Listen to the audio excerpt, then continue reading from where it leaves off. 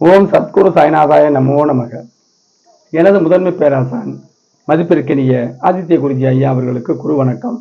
உலகம் முழுக்க பரவி இருக்கின்ற தமிழ் உறவுகள் அனைவருக்கும் மதுரை ஜோதிட சாய் செல்வத்தின் இனிய வணக்கங்கள். வாழ்க பல்லாண்டு. கோபம் உள்ள இடத்தில் குணம் இருக்கும் அப்படின்னு பொதுவாக சொல்றாங்க. மூதுரையிலையும் முன்னோர்களும் சொல்லி வச்சிருக்காங்க. ஏன் சாணக்கியர் கூட சொல்லியிருக்காரு. அர்த்த சாஸ்திரம் நூலை இயற்றிய சாணக்கியர் கூட சொல்லியிருக்காரு, கோபம் உள்ள இடத்தில் குணம் நிச்சயம் இருக்கும். கோபம் உள்ள இடத்துல குணம் இருக்கும், இருக்கத்தான் செய்யும். அப்படிப்பட்ட நபர் இருக்காங்க. கோபம் உள்ள இடத்துல குணமே இல்லாத ஜாதகம் இருக்குல்ல. இந்த முன்னோர்கள் சொன்ன விஷயங்களை எல்லாம்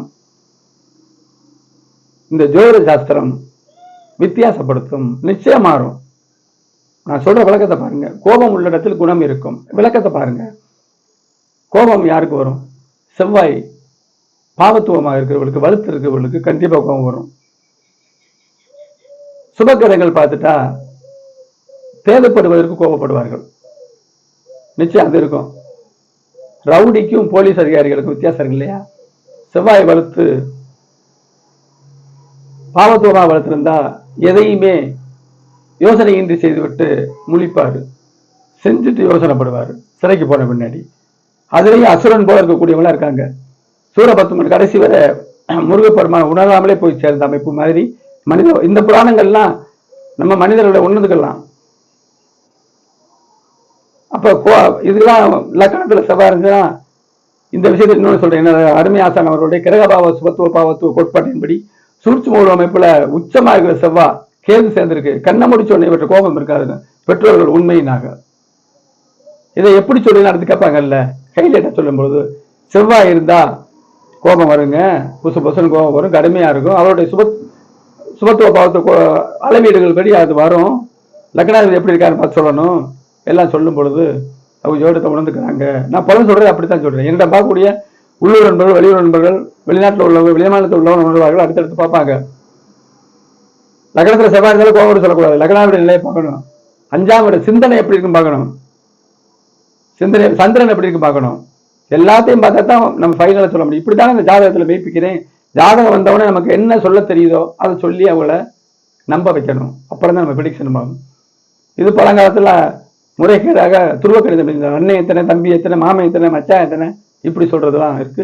இது ஒரு வேடிக்கை. அப்பாவுக்கு கூட பிறந்த அம்மா இருக்காங்க, அம்மாவை பத்த அப்பா இல்லை அப்படின்லாம் எழுதுவாங்க. அதெல்லாம் தேவையில்லாத விஷயம். ஒரு ஜாதகத்தில் எல்லாத்தையும் சொல்லிட முடியாது, இணைச்சு சொல்லணும். ஆனா துருவ கணிதத்துக்கு மாற்று முறைன்னு யோசிச்சு விஷயம் வச்சிருக்கேன். எல்லாத்தையுமே சொல்றதுக்கு எனது மனசு இருக்கு, ஆனால் நேரம் தான் இல்லை. தொழில் முறையில் இப்ப எனது மகா குரு அவர்களுடைய ஆசீர்வாதத்துக்கு பிறகு நல்லாவே போகுது.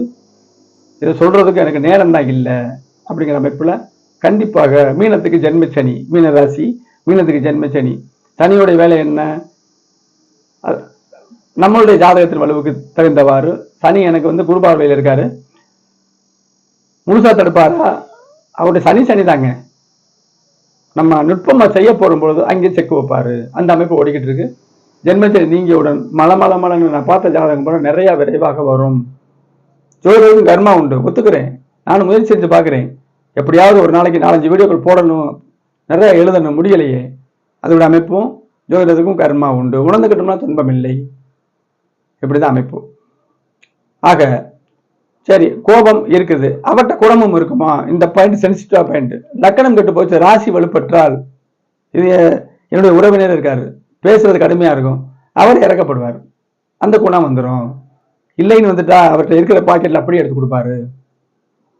லக்கணம் பாதி ராசி பாதி சொல்றோம் இல்லையா? லக்கணம் கெட்டு போச்சா, ராசி சுபத்துவமாக இருந்துச்சு, குருவோட அமைப்புல, சுக்கரோட அமைப்புல, சுக்கரன் நல்லா இருந்தாங்க அமைப்புல இருந்துச்சுன்னா அவர் எடைக்கு எடை, பாதிக்கு பாதி கோப குணமும் நல்ல குணமும் இருக்கும். இந்த இடத்துல தான் கோபம் உள்ள இடத்துல குணம் வரும். எல்லாரும் இருக்குமா? நான் ஒரு பாயிண்ட் எடுத்துட்டேன்னா சர்வ ஜாக்கிரதையா பேசணும். பொது வெளியில கோபம் உள்ள இடத்தில் குணம் கண்டிப்பாக இருக்குங்கிறத நான் மறுக்கிறேன். எல்லாருக்கும் இருக்காது. நான் சொல்ற அமைப்புல ராசி நல்லபடியா இருக்கணும், 5ஆம் இடம் நல்லா இருக்கணும், சுபத்துவ பாவத்துவத்தின் அளவீடுகள் அற்புதமாக கண்டறிச்சு சொல்லியிருக்காருங்க. இதை என்ன நமக்கு கசக்குது? இதை புரிஞ்சுக்கிற அவங்க இருக்காங்க, அவங்க பிராப்தம். நம்ம ஜாதகத்துல அது ஒரு நல்லாசன் சொல்றதை புரிஞ்சுக்கிறதுக்கு தன்மை இருக்கணும்ல. எல்லாரும் புரிஞ்சிட முடியுமா? முடியாது. ஆக ஒரு ஜாதகத்துல புதன் செவ்வாய் சேரக்கூடாது, சிந்தனை, அதாவது அந்த யூகம் தடைபடும். புதன் சனி சேர்ந்தா யூகம் மந்தப்படும். இதெல்லாம் உறுதியா சொல்லக்கூடிய சுபத்துவம் விதிவிலக்கு. ஆக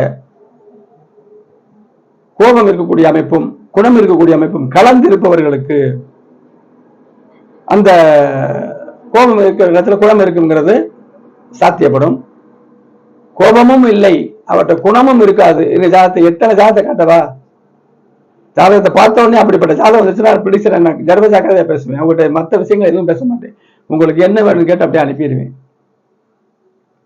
அப்ப இறுதியா சொல்றேன், கோபம் உள்ள இடத்தில் குணமும் இருக்கும், குணம் உள்ள இடத்தில் கோபமும் இருக்கும். அதே நேரத்துல அவருடைய கோபம் மட்டுமே அவருக்கு வாழ்க்கை முழுவதும் இருக்கக்கூடிய அமைப்பு இருக்குல்ல ஜாதகத்துல இருக்கு. அப்ப எப்படி அப்படி சொல்றது? கோபம் இருக்கிற இடத்துல குணம் இருக்குங்கிறது அது முன்னோர்கள் சொன்னது ஏத்துக்கிடுவோம். நம்ம ஆராய்ச்சி பண்ணி அதுல விதிவிலக்க நம்ம தேடிக்கிறோனுங்க. எனது மேன்மைக்கு பேராசனுடைய கிரக பாவ சுபத்துவ பாவத்துவ சுழிச்சு மூணு கோட்பாடுல தான் பலன் இருக்கு. எந்த முறையில் பார்க்க சொல்றது மேன்மையானவர் தான். ஜோதிடத்துறைக்கு ஒருத்தர் வந்துட்டாலே வணக்கத்துக்குரியவர், அதுல மாற்று கருத்து இல்லை. ஆனா அவ எப்படி சிந்திக்கிறாங்க, அவ எப்படி பலனை சொல்றாங்கதான் முக்கியம் இருக்குங்க. எனது அஸ்டோ சாய் செல்வம் அப்படிங்கிற யூடியூப் சேனல்ல 1300க்கும் மேற்பட்ட சுபத்துவ பாவத்துவ கோட்பாடு அடங்கிய வீடியோக்கள் இருக்குது. பார்த்து பயன்பெறுங்க. உங்க ஜாதகத்துடைய அம்சங்கள் அதுல இருக்கும். உங்க சந்தேகத்துக்கு அதில் விட கிடைக்கும். உங்களுக்கு தனிப்பட்ட முறையில் எந்த ஒரு பலனாக இருந்தாலும் திரைத்துறைக்குள்ள 90 80 57 13 70ங்கிற வாட்ஸ்அப் நமக்கு தொடர்பு கொள்ளுங்க. ஜாதகத்தை அனுப்புங்க, முன்பதிவு செய்யுங்க. திருமண பொருத்தம் மற்றும் சிசேரியன் குறிப்பதற்கு உடனடியாக சொல்லப்படும். மற்ற விவரங்களுக்கு சிறு வயதுல ஒருத்தர் இருக்காரு, என்ன துறையில் படிப்பாரு, எப்படி ஆரோக்கியம் இருக்கும், அப்பா அம்மாவை காப்பாத்திக்கிறார், எண்ணற்ற கேள்விகளுக்கு நீங்க விடையை தெரிந்து கொள்ள 2 நாள் பொறுத்திருந்து பலன்களை கிரக விளக்கத்தோடு தெளிவு பெறுங்கள். திருமண பொருத்தம் 10 பொருத்தங்களை விட்டுட்டு திருமணமாகி அவர் எப்படி வாழ்வார், மனைவி புரிஞ்சுக்கிறவாரா, புரிஞ்சுக்கிறாமே வாழ்வாரா, பிள்ளைகளை புரிஞ்சுக்கிறவாரா, புரிஞ்சுக்கிறாமே வாழ்வாரா, எல்லா விஷயத்தையும் நீங்க கேட்டுக்கலாம். தசாபத்தி அடிப்படையில் சிசேரியனுக்கு எல்லாருக்குமே நல்ல குழந்தை பார்த்த ஆசை, எனக்கு ஆசை, உங்களுக்கு ஆசை, எல்லாருக்கும் இருக்கும். நமக்கு அந்த பிராப்தம் இருக்கணும். அப்ப ஒரு பெற்றோர் ஜாதகத்தில் 5ஆம் இடத்தையும் குரு பகவானுடைய நிலையையும் நம்ம பார்த்து திசாபத்திகளையும் பார்த்தோம்னா உறுதியா நல்ல குழந்தை கிடைக்கும் பொழுது அவங்களுக்கு அறிவுறுத்தி அற்புதமான குறிச்சு கொடுத்துருக்கேன். நேரம் தான் தவறி இருக்கு, நாள்கள் தவறவில்லை. சரியா? 2 நாட்கள் குறிச்சு கேட்டாங்க. அதுல ஒரு அமைப்பு ஏதோ ஒரு குறிச்சதில் அவங்களுக்கு சக்சஸ் ஆயிருக்கு அப்படிங்கிற அமைப்பை நான் தெரிவிச்சுக்கிறேங்க.